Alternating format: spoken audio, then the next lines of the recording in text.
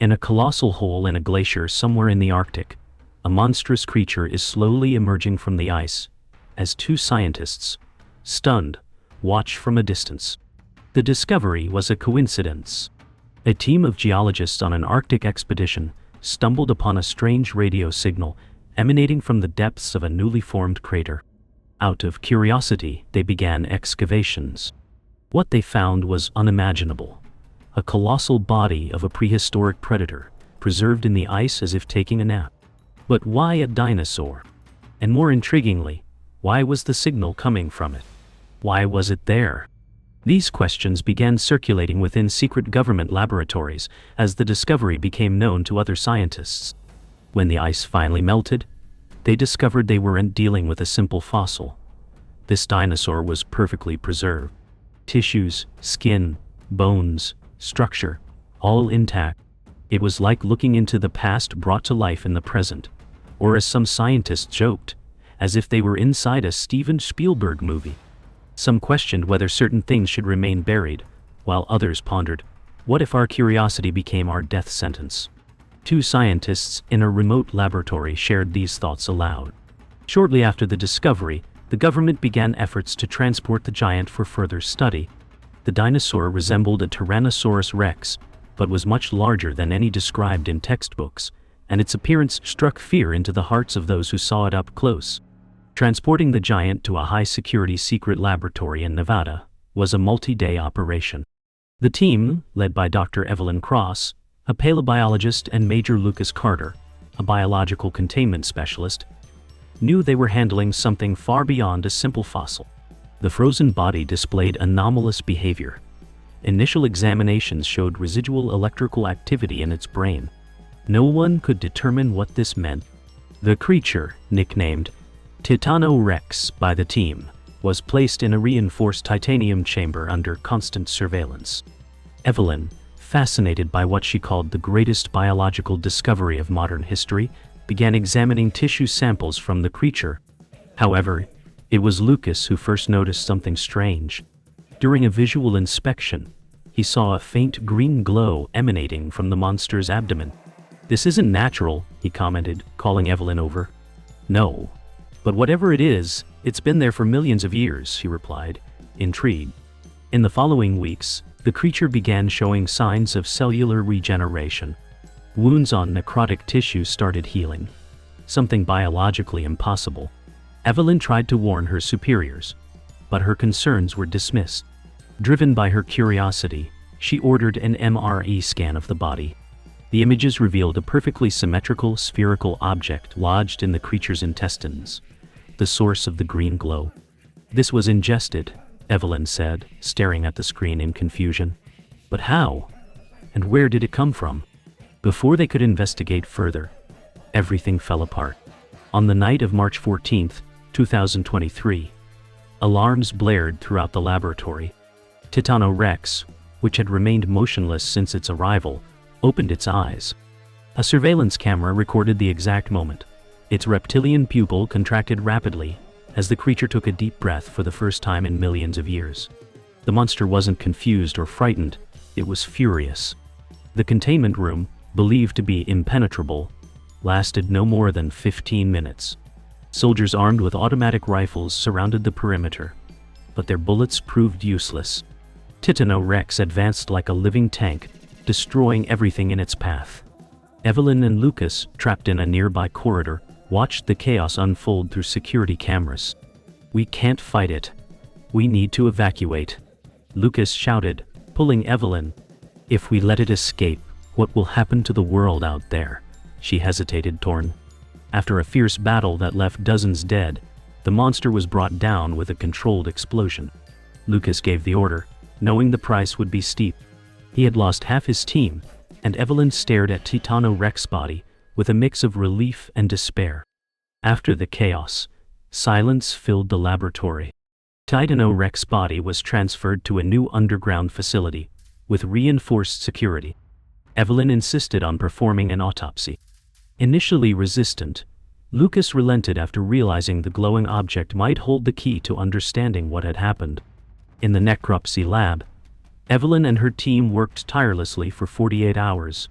When they finally extracted the sphere, the room fell silent. It was smooth, metallic, and emitted a pulsating glow, as though it were alive. "This isn't human technology," murmured Evelyn, running her hand over the sphere's surface. Lucas, now more cautious, shook his head. "Then what is it?" Over the following weeks, scientists from around the world were brought in to study the artifact. Among them was Dr. Amir Vallon, a theoretical physicist specializing in quantum energy. Amir was the first to suggest the sphere was emitting a type of signal. By mapping the frequencies, he discovered they formed a repeating pattern. "It's like a call," Amir explained, looking at Lucas and Evelyn, "as if it's trying to communicate with someone." "Someone, or something," Lucas replied grimly. Then something alarming occurred. Just days after the sphere was removed, it began emitting signals with greater intensity. Laboratory monitors detected energy pulses interfering with satellites and communication networks. What had initially seemed like a harmless glow now had the potential to cause mass power outages. However, the true problem emerged when Amir and Evelyn began correlating historical data. By cross-referencing information about Titanorex's original location and an asteroid impact in the region 66 million years ago, they uncovered a terrifying revelation. The sphere wasn't a natural object. It was part of an extraterrestrial probe sent to monitor Earth. The asteroid impact that wiped out the dinosaurs wasn't an accident, Amir concluded. It was the landing of this probe. It came here to assess our planet. But something went wrong. Evelyn, who had until then focused solely on the creature's biology, began grasping the broader implications of her discovery. If the probe was sent to survey resources, and if it was swallowed by Titanorex, then the signal was hidden. Until now, Lucas added. The sphere's glow intensified, becoming almost blinding. The team didn't know what to do. Then, suddenly, the sphere stopped. The laboratory plunged into eerie silence. Monitors that had previously displayed energy spikes now showed nothing. "That's good, right?" Lucas asked hesitantly. Evelyn didn't answer. She knew the silence was more frightening than any signal. The sphere had completed its function. It had sent Earth's location, and now it was waiting for a response. 3 years had passed since the sphere stopped emitting signals. The world moved on, but Evelyn, Lucas, and Amir didn't. They continued studying the artifact despite its apparent inactivity. For most, the object was a mystery that would never be solved. For Evelyn, it was a ticking time bomb. The three were gathered at the International Lunar Laboratory when the sphere reactivated. The green glow, which had vanished years before, returned with unprecedented intensity, lighting up the room like a beacon. But now, it wasn't just sending a signal, it was receiving one. "This is impossible," Amir whispered as he analyzed the data. "No," Evelyn replied, a mixture of relief and terror on her face. This was inevitable. The readings revealed that the sphere was receiving a message from somewhere deep in space.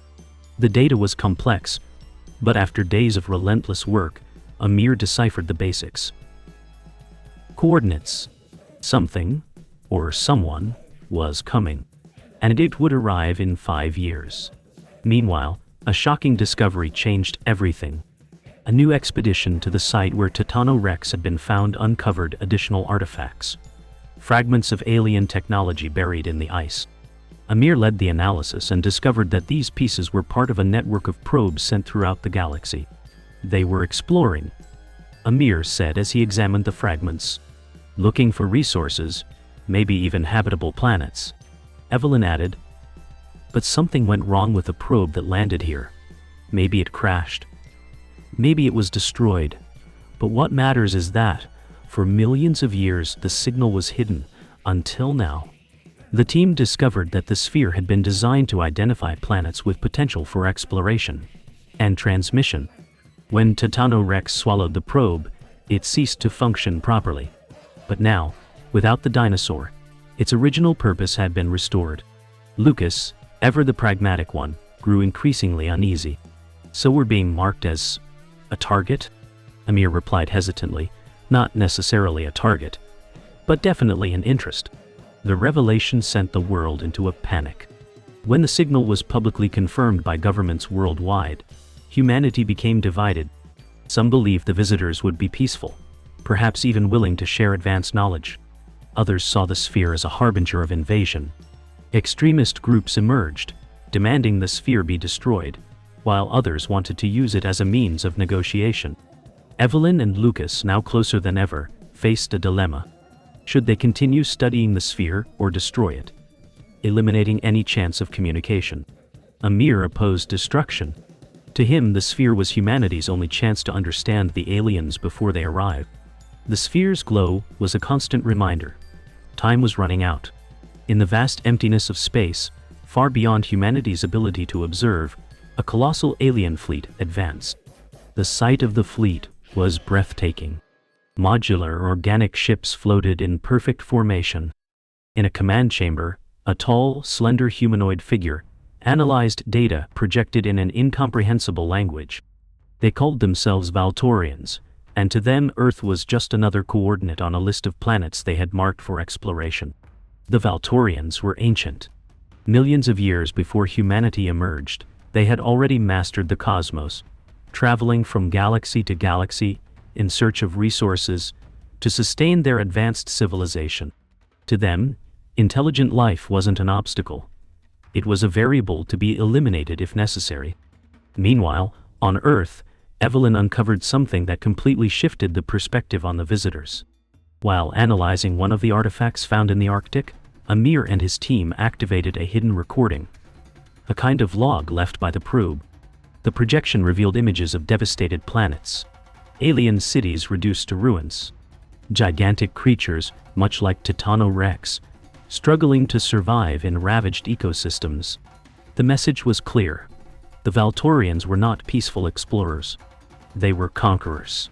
The sphere, it seemed, was a tool to map and prepare planets for invasion. "My God," Evelyn murmured, watching the images. "They've been doing this for millions of years." Lucas, standing beside her, simply nodded. "And now it's our turn." This revelation united the trio of scientists and the rest of the team.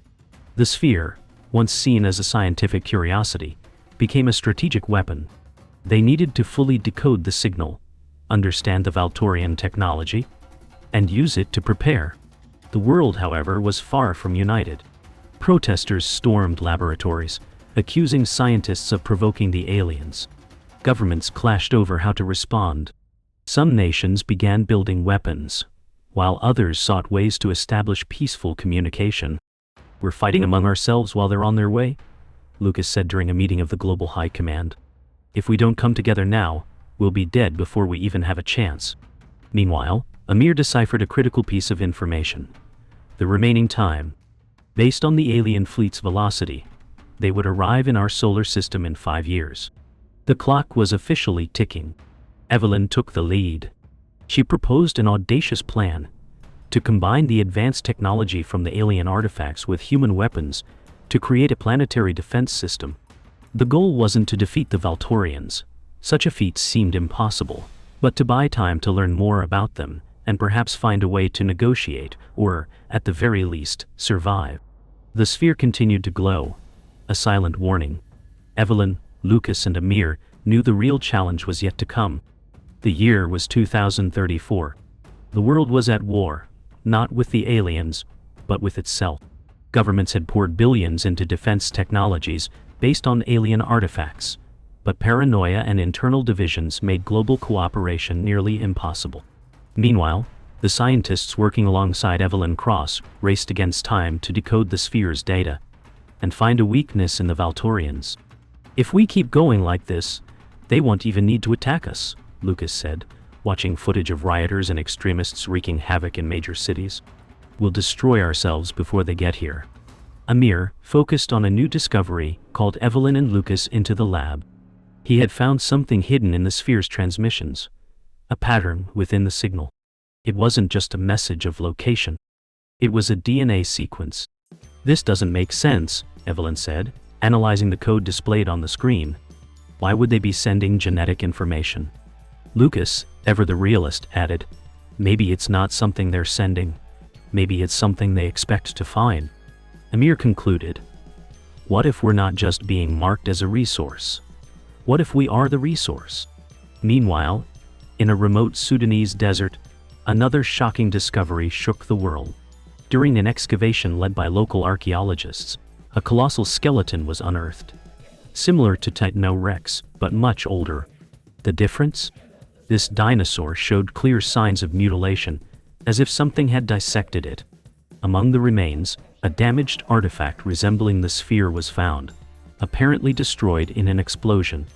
Amir, analyzing the data, made a chilling connection. They've been here before. This isn't the first time they've visited Earth. Evelyn recalled the images of devastated planets seen in the probe's recording. And maybe last time, something stopped them. But what? The sphere in the lab began glowing erratically, emitting frenzied pulses unlike anything before.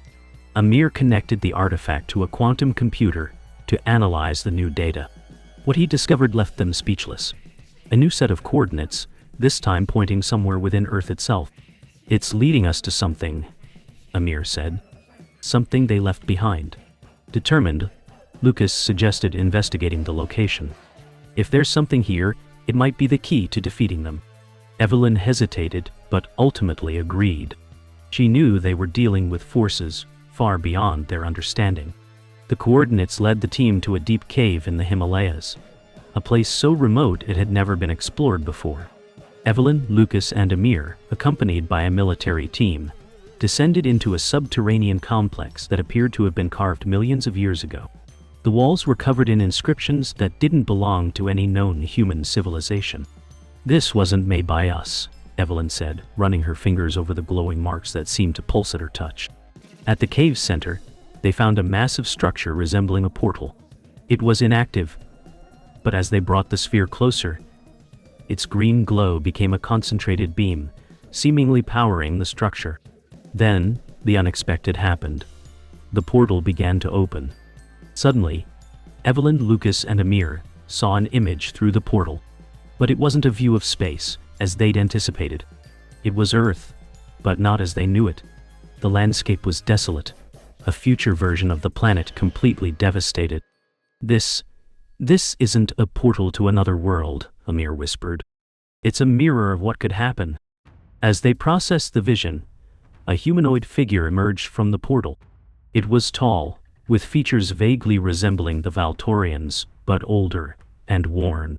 The figure spoke in an unfamiliar language, but the sphere translated its words in real time.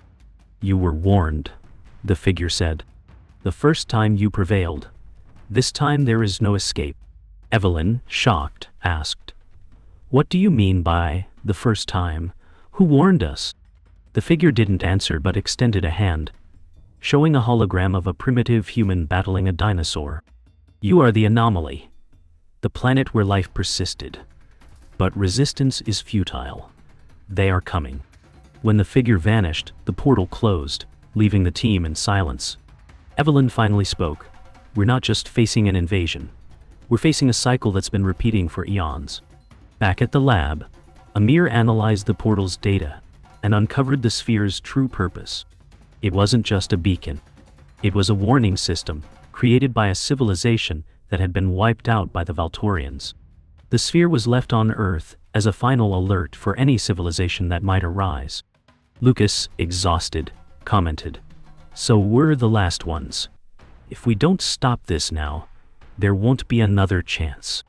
When the first signs of the alien fleet were detected near Jupiter, Evelyn and her team activated the planetary defense system they had built using alien artifacts. But something went wrong. Instead of targeting the ships, the systems began shutting down one by one, as if the artifacts were sabotaging humanity. Frantically analyzing the data, Amir reached a horrifying conclusion. They're not just explorers. This was all part of a plan. Every time we use their technology, we're helping our own destruction. Evelyn realized the truth. The real enemy wasn't just the Valtorians. It was the legacy they had left behind, a trap disguised as salvation. As the Valtorian fleet entered Earth's orbit, the sphere in the lab glowed brighter than ever, almost celebratory. And then, for the first time, A clear message echoed through the systems.